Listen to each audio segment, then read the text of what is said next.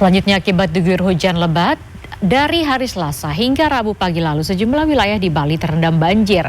Banjir telah memporak-porandakan permukiman dan infrastruktur. Banyak warga yang terpaksa harus mengungsi. Sementara itu, reshuffle Kabinet Jilid 2 dilakukan Presiden Prabowo pada 8 September lalu. 5 menteri dicopot dan diganti pejabat baru.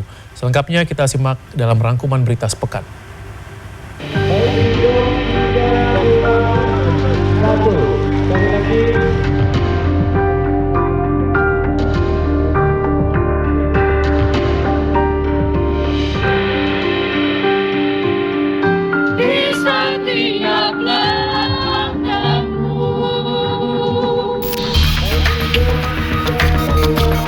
Presiden Prabowo Subianto merombak sejumlah pejabat kementerian di Kabinet Merah Putih pada Senin 8 September.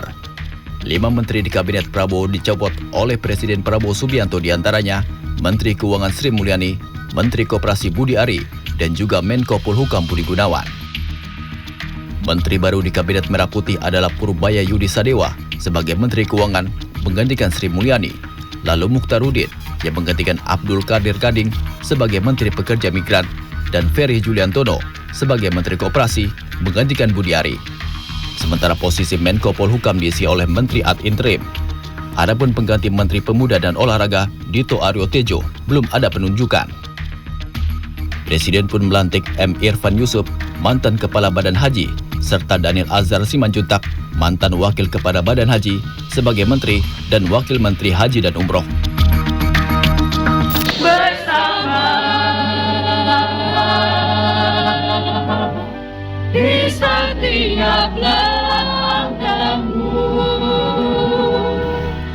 Tangis Sri Mulyani pecah saat pegawai Kementerian Keuangan menyanyikan lagu bahasa kalbu milik Titi DJ dalam momen perpisahan sebagai Menteri Keuangan.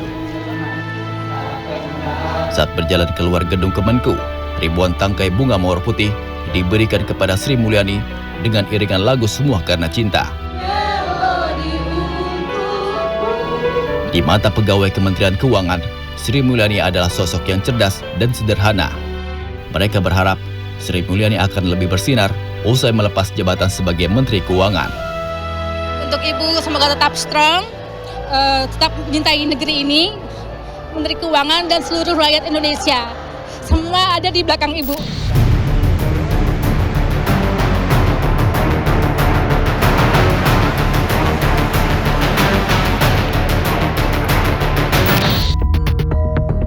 Setelah hujan lebat mengguyur Pulau Bali pada Selasa hingga Rabu pagi, sejumlah daerah di Pulau Dewata dilanda banjir besar pada hari Rabu 10 September lalu.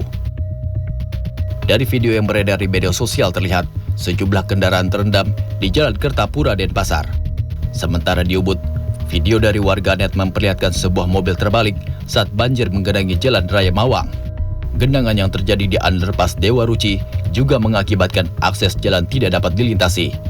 Genangan yang cukup dalam mengakibatkan mobil terendam. Banjir di ruas jalan menuju Bandara I Gusti Ngurah Rai mengakibatkan kemacetan panjang. Akibat banjir, banyak warga terdampak dan harus mengungsi di posko karena rumah mereka belum bisa ditempati.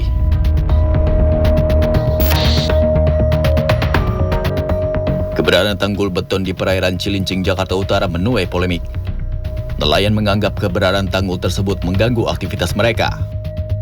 Itu tanggul untuk dijadiin daratan dah. Sebelum ada tanggul di situ sejahtera, bahkan rajungan juga banyak di situ. Rajungan, udang di situ. Jadi nelayan cuma cukup nyari di pesisir juga udah ada hasil.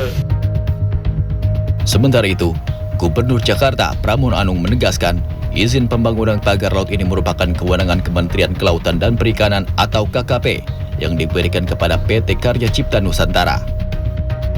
Dikutip dari cnnindonesia.com pada 10 September, Direktur Jenderal Pengawas Sumber Daya Kelautan dan Perairan KKP, Pung Nugroho Saksono mengatakan, tanggul beton yang membentang dari Laut Cilincing tersebut bukan bagian dari proyek tanggul laut raksasa atau Giant Seawall. Tim Liputan CNN Indonesia.